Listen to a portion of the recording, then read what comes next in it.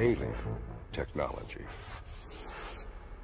In the mid-20th century, U.S. Army research and development at the Pentagon brought the world into a new age. Incredible advances were made, which helped bring Americans to the highest standard of living ever achieved by a nation. Were outside sources and government influences involved in the origins of high technology?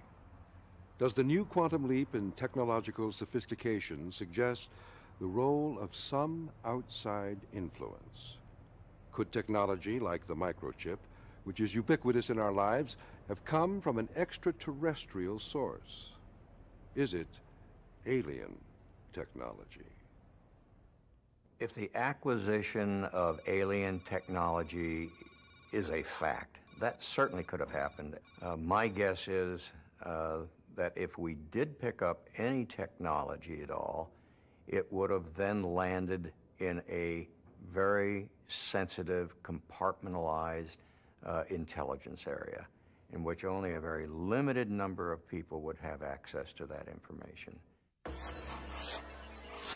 In the late 40s, the U.S. military recovered a spacecraft of unknown origin that utilized extraordinarily advanced technology for propulsion, communication, surveillance, and scientific inquiry.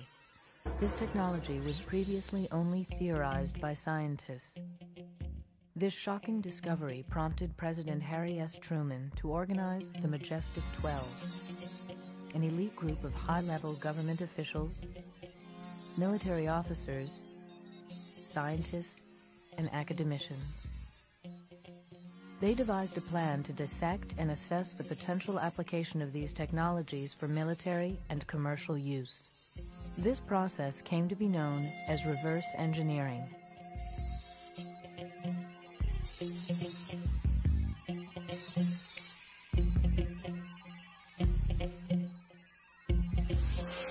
With the advent of the Cold War, the Majestic 12 and its program was conducted under the highest level of secrecy since the Manhattan Project. Their goal was to disseminate these technologies to the private sector at firms which were already developing technologies garnered from the war effort. In August of 1947, an alien-created microcircuitry artifact was delivered to Bell Labs. Bell Labs was ready for the challenge of reverse engineering. Within 5 months, by December of that same year, Bell Labs would introduce to the public the first electronic transistor.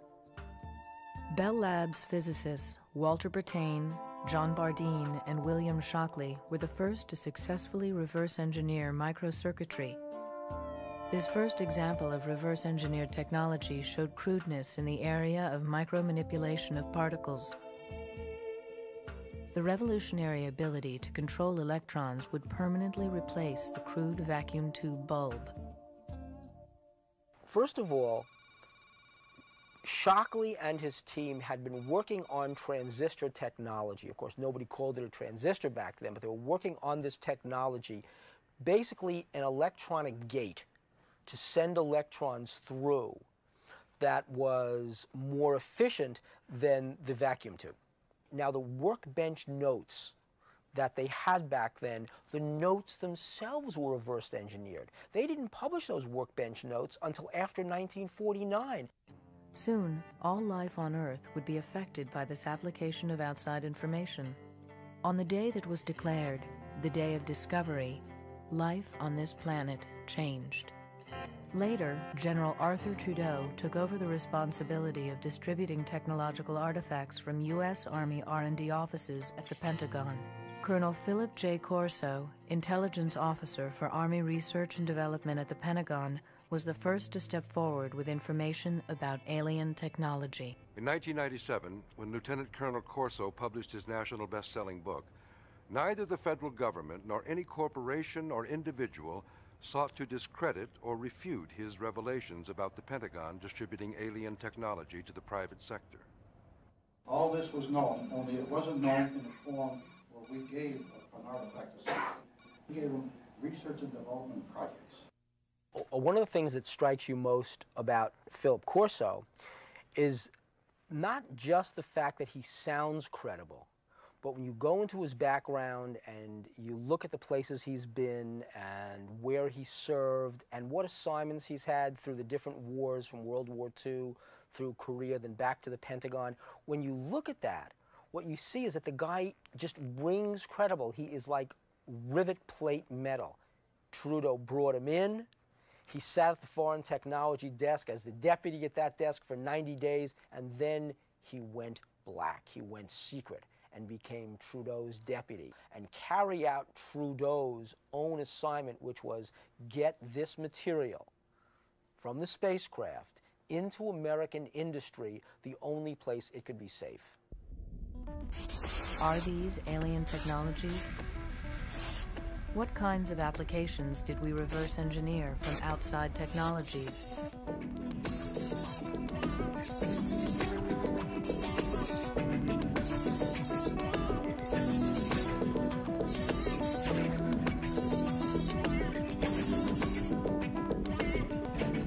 Here, Corso said in 1961, he was looking at what turned out to be a fully functional electronic microcircuit. And they brought those, he said, to Bell Labs because they knew that back in 1947, Trudeau had told him that the Truman administration, that the Army had brought wiring panels from that, they called it a lander. They called it an alien lander. They brought that to New Jersey where Bell Labs was. And what Truman said to them back in 1947 was, he didn't know what this was, but he said, what is the lowest common denominator? What is the least complicated device you can create, you can reverse engineer from this? How did we show seeming mastery of the atom without a complete understanding of it? For thousands of years, our concept of the atom was very simple. Only now do we know otherwise. Albert Einstein was the first known theorist on stimulated emission and general and special relativity. These provided a simple conception of the atom for people of the 20th century. One of these atoms probably would appear as a tiny elastic sphere, a sphere formed by negatively charged electrons swarming around a massive nucleus of positive electricity. Public opinion holds Albert Einstein as the foremost authority of the atom. Yet he did all of his work without ever actually seeing one. Today's scientific activity is being done on the quantum level. Theoretical universal string theories contradict some of Einstein's presumptions on the nature of universal law. Regardless of how scientific theory has developed, recent trends in reverse engineering of alien technology couldn't have begun without these scientific foundations. What does the atom mean to us today? No one had ever seen the atom until the present, but the concept has already helped shape society. Is the microchip an intrusion from an outside source? There should have been a parallel in our understanding of what was being created. Without a parallel comprehension of this technological quantum leap, the result has been social disintegration, alienation, and dysfunction. Our scientific understanding has reached downward to the submolecular world and upward to a new global awareness. Yet these advances contradict a diminishing sense of both community and of our responsibility to Earth and to its future generations. The reverse engineering theory holds that the most advanced technology is the result of an outside influence. Looking at technological advances today and trying to explain how those breakthroughs came about in our society, either way, reverse engineering fits right along with the natural progression of things when new technologies emerge. Critics of this viewpoint put reverse engineering into a category that includes paranormal mythology. Well, this is merely an excuse to discount evidence that would lead to a new perspective. Nevertheless, the microchip has become an integral part of many of the electrical machines and appliances that we use today. Its fundamental purpose is to manipulate electrons at the molecular level to perform as electronic switches. In 1958, it was Jack Kilby who was credited with inventing the microchip. In 1965, semiconductor pioneer Gordon Moore predicted that the number of transistors contained on a computer chip would double every year. This is now known as Moore's Law. Deciphering the microprocessor took 23 years. The microprocessor brought us to increased speed of control of information. In 1970, when Ted Hoff revealed the microprocessor, how much was known about electron behavior? For decades, electrons worked in microprocessors while scientists tried to figure out exactly how they worked. At that time, research was still all in theory.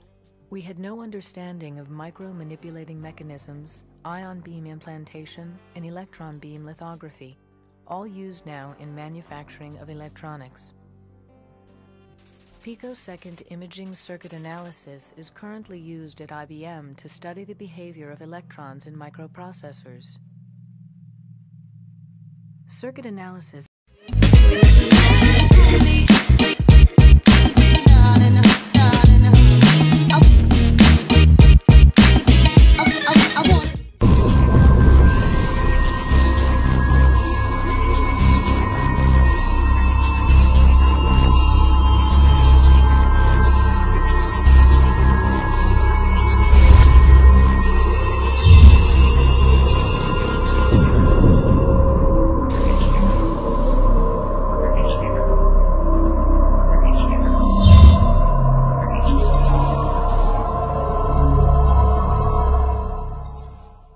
has produced this high-powered camera to study microcircuitry. A picture of the speeding electron is taken within a trillionth of a second. It has been 40 years since the microchip was invented. Why only now are researchers seeing the submolecular level? Since we can only now recognize electrons at the atomic level, does this support the notion that reverse engineering produced this technology? Is our modern use of microchips and other advanced technologies actually a result of alien technology? Why was the development of alien technology so clandestine? And why would it be so harmful for the public to have this knowledge? What would happen if we learned about the true origins of the laser? Light amplification by stimulated emission of radiation. In 1958, surrounded by much controversy, the laser was introduced. The controversy was a result of the dispute over the question of the inventor of the laser. The litigation that ensued only confuses the fact that no one can claim to be the sole inventor of these technologies. Well, the basic idea really isn't so very complicated. This is a system for amplifying light waves, and it does it something like this, that inside of this tube, we give atoms excess energy by passing an electric current through them. The light wave travels through these atoms then, takes away some of their energy, and thereby amplifies the light wave. It becomes more and more energetic. It's reflected here, passes through again, is amplified more, reflected again, and passes back and forth many times until it becomes very intense. And one can see here the beam coming out. It travels along a very long distance without spreading very much.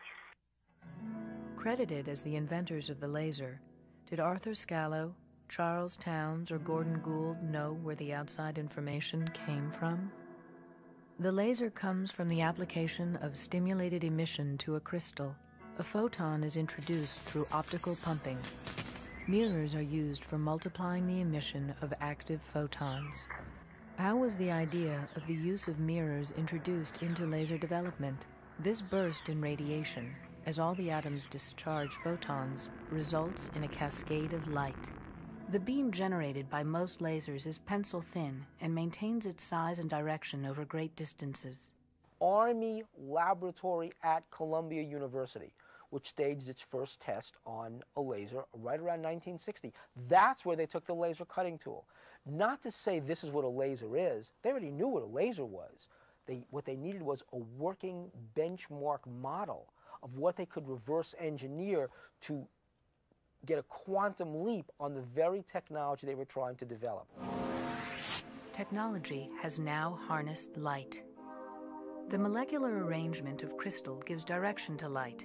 It is the same molecular arrangement that contains light. We now control information in this light. Some of the companies that were involved in reverse engineering of fiber optics are Bell Labs, Hughes Aircraft, General Electric, IBM, and Corning Glass. Research was done by thousands of people before the mystery of light unraveled. Unlike Thomas Edison and the light bulb, people are not aware that Charles Kao contributed to one of the greatest achievements in technology, the harnessing of light.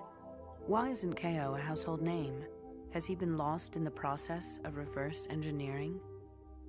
Fiber optics have been manufactured and sold to the public with no question as to its origins. 1,000,000 years of evolution overnight. How did this happen? Smaller than a human hair, the fiber is 2 layers, a crystal core with a glass layer. 2 strands of fiber optic cables can carry over 1,000 conversations. Light is reflected inward from the interface of the 2 layers.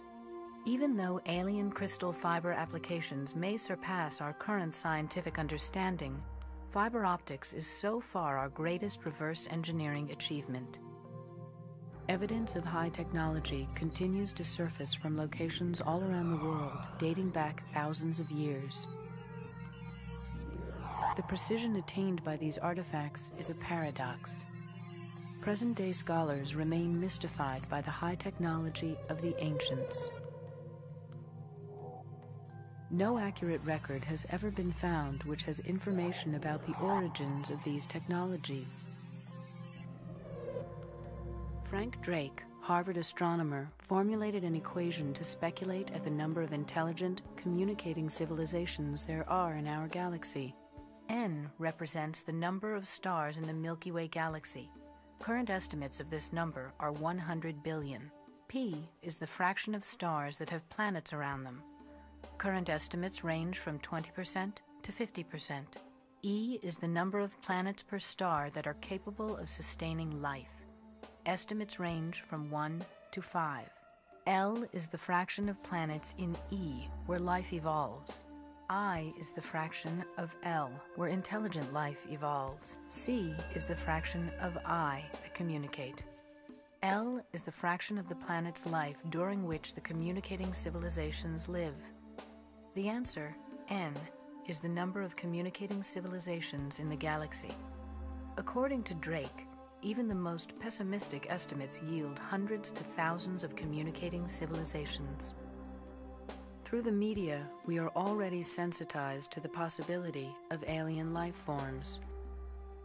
To maintain a logical perspective is a challenge considering our point of reference is only the popular media.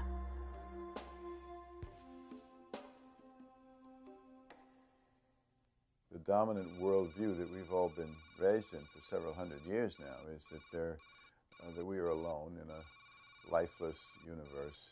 I think even if a better worldview or a more truthful one or one that opens up consciousness to a much more interesting universe, even when that would be the result, change is still resisted because whatever your existing worldview is, it gives us a kind of complacent sense that we understand our world, and when something comes along that completely shatters that, then we don't understand. We don't have control. Anything else can follow, you know.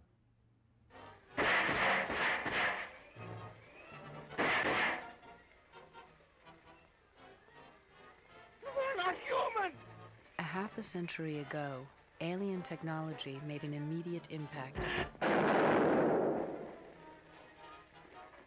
On Halloween night of 1938, Orson Welles' radio program, War of the Worlds, showed just how Americans would react to news of alien contact. The program caused pandemonium. Some people even committed suicide. Turn you to Carl Phillips at Grover's Mill. Ladies and gentlemen, here I am. Wait a minute, something's happening. There's a jet of flame springing from the mirror, and it leaps right at the advancing men. Lord, they're turning into flame. Extremely surprised to learn that a story which has become familiar to children through the medium of comic strips should have had such an immediate and profound effect upon radio listeners. Flying saucers have invaded our planet. The whole world is under attack. Can it survive?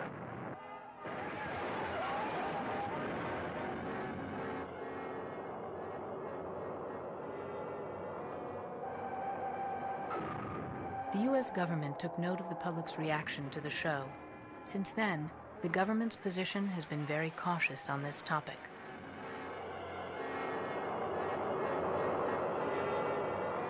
I don't know what the government knows about this. There isn't the government anyway. There are different pockets within the government that guard certain knowledge they have very closely. So I really don't know, but I am struck by the fact that government agencies, when they do have to speak about this, will send out the most naked disinformation. There's this level of sort of committed ignorance around this, which is, I think, extraordinary. It's as if any kind of ignorance, any kind of distortion is okay if it's in the service of not letting in certain unacceptable information. James Forrestal was a member of the Majestic 12 group, and it was suspected that information that he had from his tenure with Majestic 12 contributed to his tragic death. He was an admiral in the Pacific Fleet during World War II, and his military accomplishments were honored by the aircraft carrier bearing his name. In March of 1949, James Forrestal jumped out of his window at the Bethesda Naval Hospital just months after resigning his position as First Secretary of Defense. A shocked nation mourns the tragic death of James Forrestal, America's first Secretary of Defense. Why would a celebrated hero of World War II then commit suicide during peacetime? Was his reaction no different than those who heard War of the Worlds? What information did he have about this conspiracy that he brought to his grave? The government continues to be silent. It's interesting, when something is attacking or challenging the ideology of a culture, then anything goes. The media can do anything. They can present distortions, lies, bring in people who don't know anything in a way that you can't do in other fields, which is really...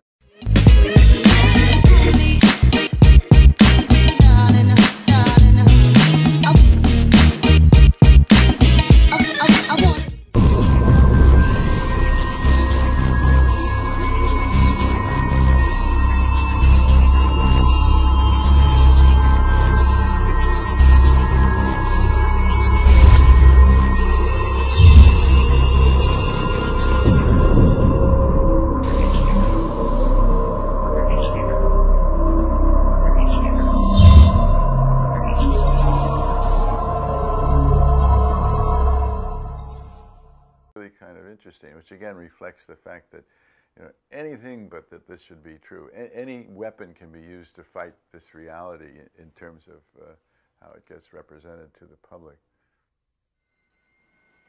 Ever since the middle of the century, Americans have been getting accustomed to the notion that we are not alone in the universe.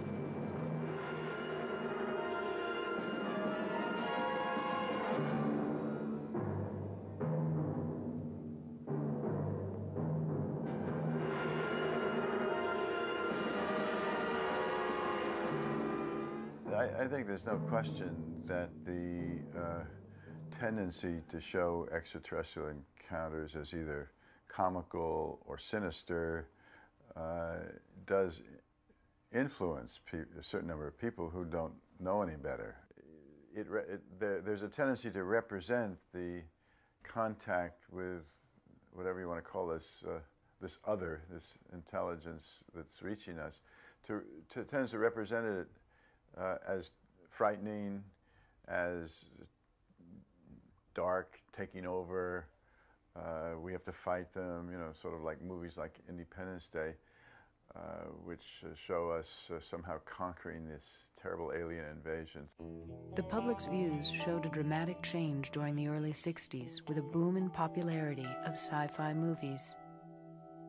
The public felt a sense of security by relegating alien contact to the realm of entertainment, while in the real world, the government tried to explain away UFOs with reasons like swamp gas and weather balloons.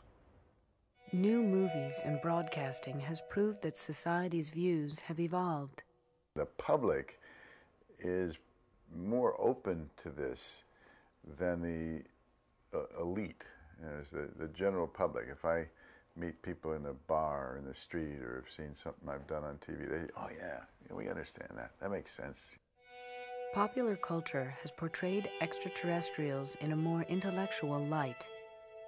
Individuals in the military have come forward with contact information, but no official statement has been made to confirm or deny any such evidence.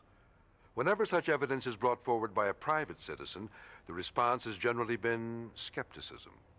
As a result, the public remains doubtful about the credibility of these phenomena because of insufficient information.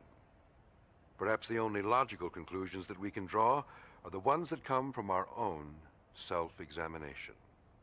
The kind of technology that we now have is a product essentially of the scientific revolution and the industrial revolution.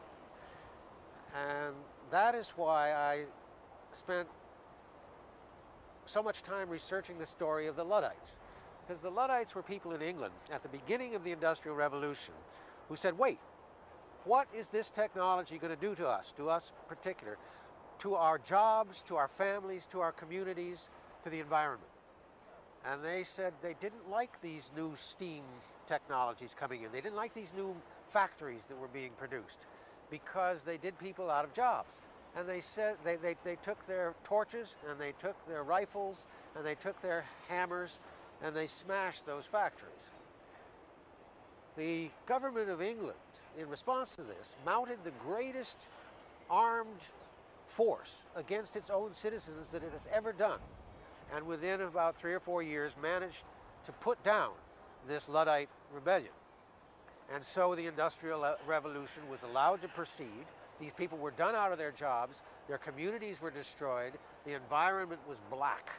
And this is the kind of stuff that Dickens eventually wrote about. The awful price that had to be paid so that the Industrial Revolution could succeed. And so I wrote about these Luddites and told the story of what they did then, and then I tried to bring it forward 150 years to talk about the people today who are resisting the trends of modern high technology.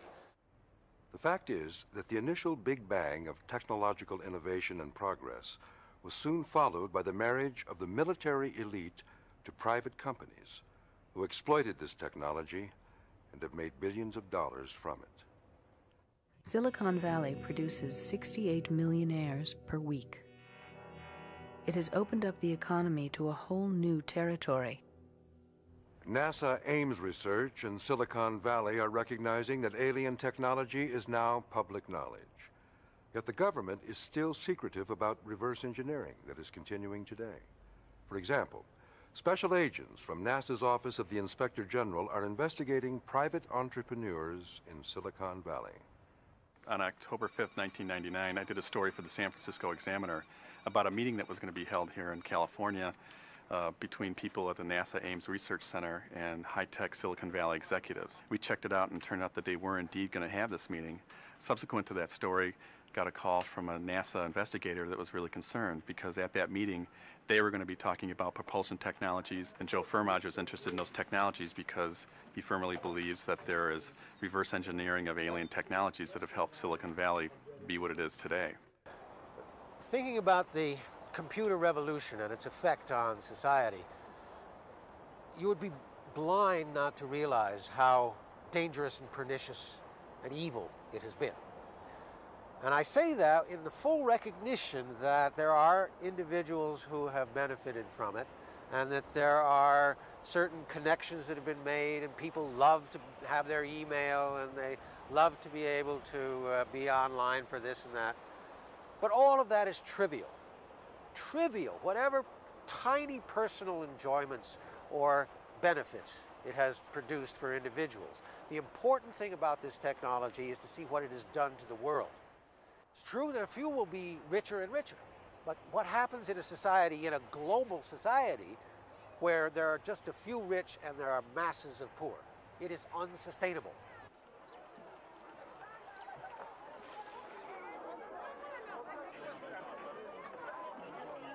What I'm spelling out for you here is a scenario that inevitably leads to tragedy. And we can see it happening already. But I think it won't be more than 20 years or so before all of this collapses.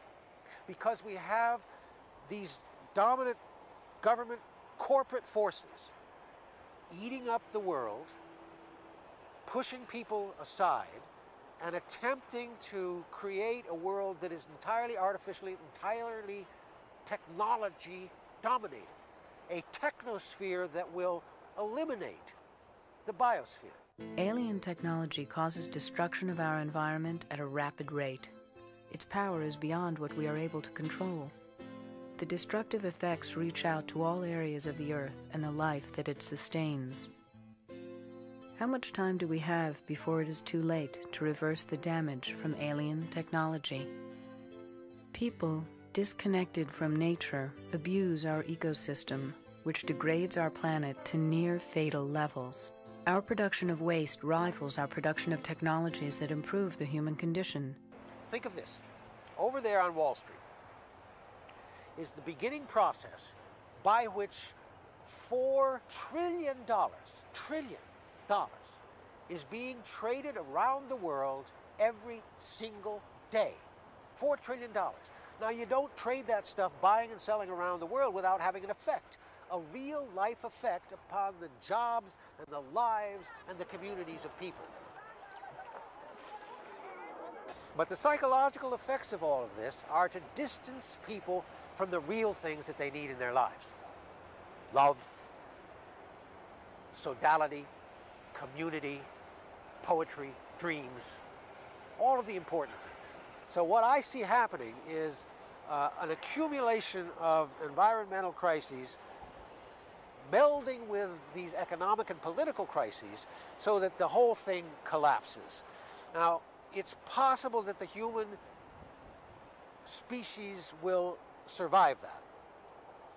But it will do so only if it's in vastly reduced numbers, people living in small, nature-regarding communitarian societies. That is to say, tribal societies, much the way humans have lived from 90% of the time they've been on Earth. They've lived in those kinds of nature-loving, nature-regarding, small-scale societies. I think it's possible that we might get back to that. On the other hand, if the pollution, if the destruction is as great as it might well be, it will threaten the existence of the human species on the Earth. Is this the first global technological crisis of its kind? Are we living in a world where all of the technology that we depend on could stop functioning? Or does alien technology have a manifest destiny of its own to dominate the globe? Alien technology has fragmented our system of representation. It fragments communities and alienates people from each other as it takes control. The portability of information may ultimately erode privacy. Soon, people will carry their electronic identity within their skin. This information will be read and tracked by anyone who has the equipment to do so. The gap between those who control the technological machinery and those who are controlled by it may determine what life will be like for the next generation. Will there be more government control over the economy? Will there be more government control over our lives? A bold new world order. Or is it technology that is controlling our lives. In politically underdeveloped countries, alien technology has fatal consequences. The U.S. military will not come forward with information surrounding the development of alien technology. Research continues as defense technology reaches for more sophisticated and lethal weapons. The government's priority is to maintain military and economic supremacy and keep the secrets of alien technology that created its power. The American defense system has increased its contractual research with private companies. These companies research independently and operate under total secrecy under the authority of national security.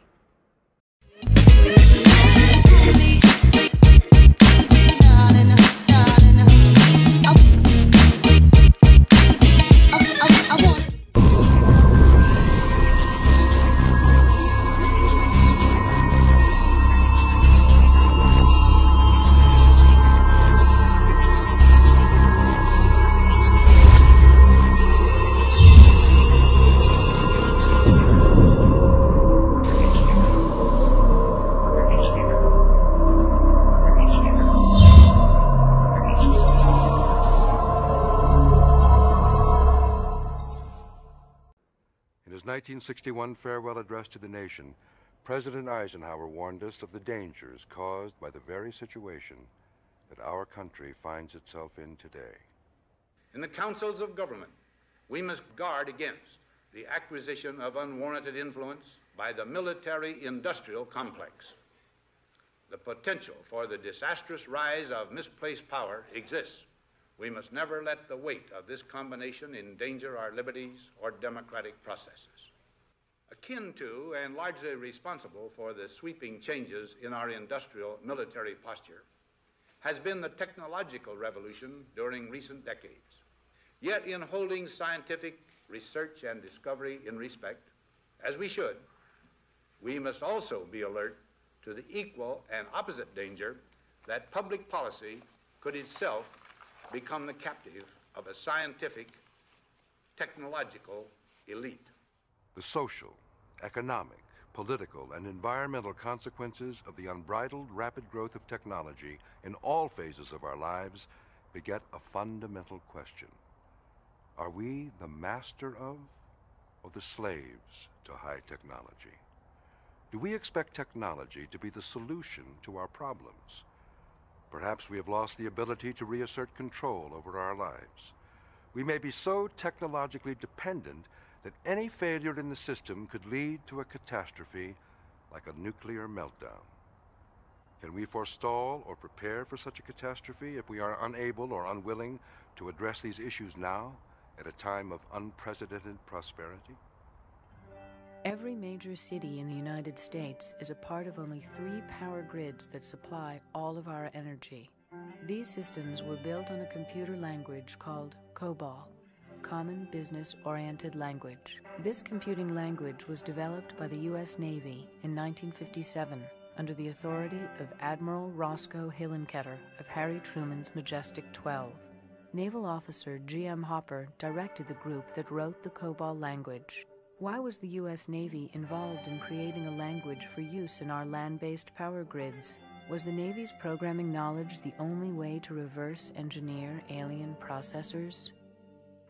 Socially, we are in danger of losing our sense of humanity, our sense of morality, even our sense of family and its critical role in our society. We need to assess the consequences our frenzied electronic way of life has on our planet.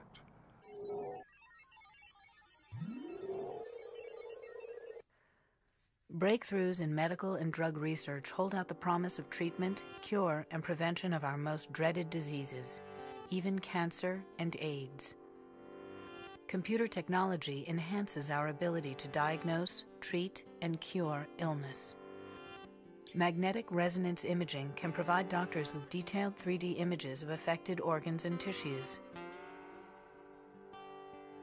Advances in cardiac surgery techniques continue to enable physicians and practitioners to battle the #1 killer in the United States, heart disease.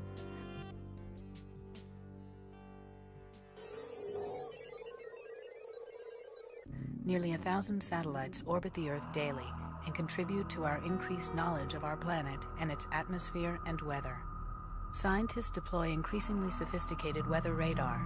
Forecasts pinpoint dangerous weather patterns today more quickly and accurately than ever before. Good evening. Hurricane Andrew continues on its path towards the southeast Florida coast at this hour. The center of the hurricane is expected to cross the Dade-Broward area sometime between 6 and 8 a.m. tomorrow morning. Because of this advanced technology, communities have more time to take emergency measures in the face of a violent storm.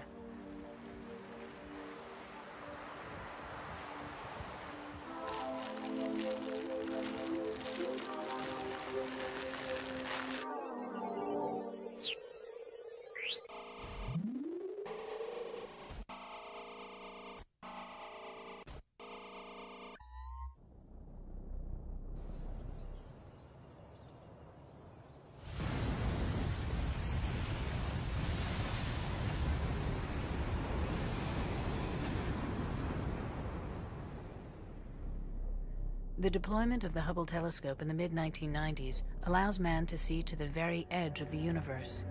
Extraordinary images of deep space astonish and electrify us. The recent World Trade Organization protests in Seattle were led by labor, environmental, humanist neo-Luddites, and fringe groups focused on economic and environmental issues. Yet pollution and waste have already done substantial damage.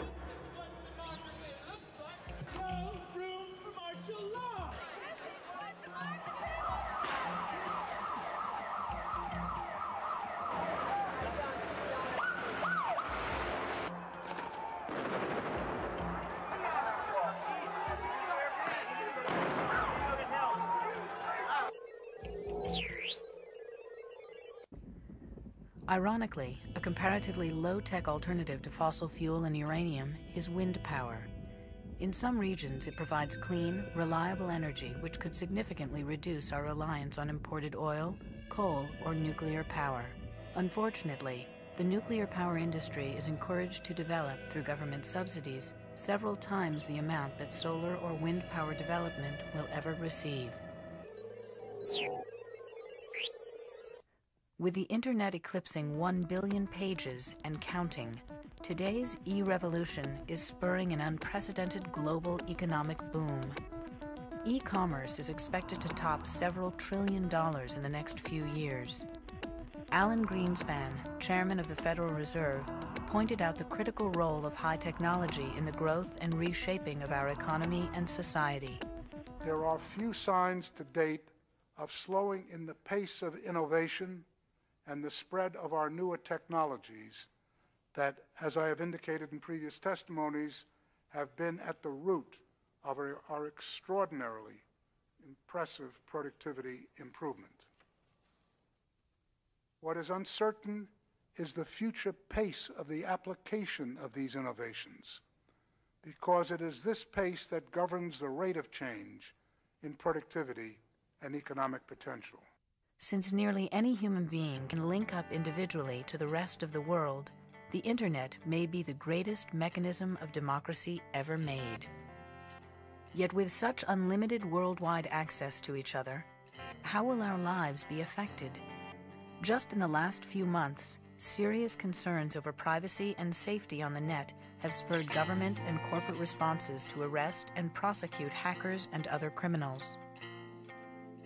We may never find definite answers to the mysteries of alien technologies, but because of mankind's discovery and development of extraterrestrial tools, humanity has raced generations beyond our time closer to our own enlightenment, or destruction, as a species.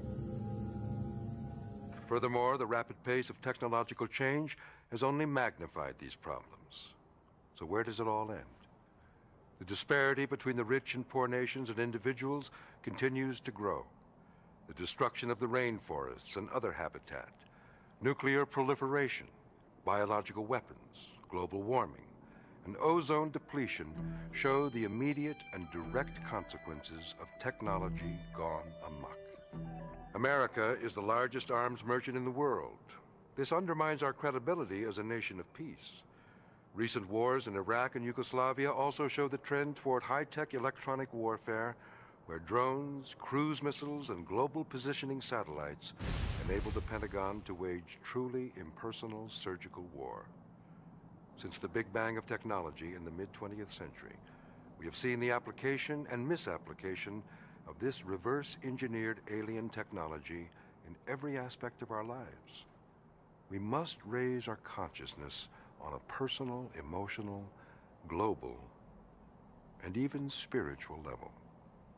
We need to demystify and emasculate the iconography of technology. Maybe we can think and act less selfishly, with a greater sense of community, both locally and globally. Collectively, we can insist that our government, major corporations, academia, and the military seriously consider the consequences of our technological revolution. As citizens, we must insist our leaders address these issues both here and abroad. Globally, the U.S., as the world's sole superpower, must take the lead in shaping and applying high technology. America and its allies must press for a more thoughtful, slower approach to technological change. The Internet is the latest and perhaps an especially sinister example of high technology being used to foster racism, bigotry, and hatred. Our power is not through one person or group or nation. Collectively, we as human beings must fight against complacency, indifference, and ignorance. The world is shrinking every day, and we must act now to save our own humanity. The infinite power of the human mind and spirit can help us harness technology while protecting and healing ourselves and Mother Earth. Otherwise, we may eventually be doomed to nuclear, biological, or technological oblivion.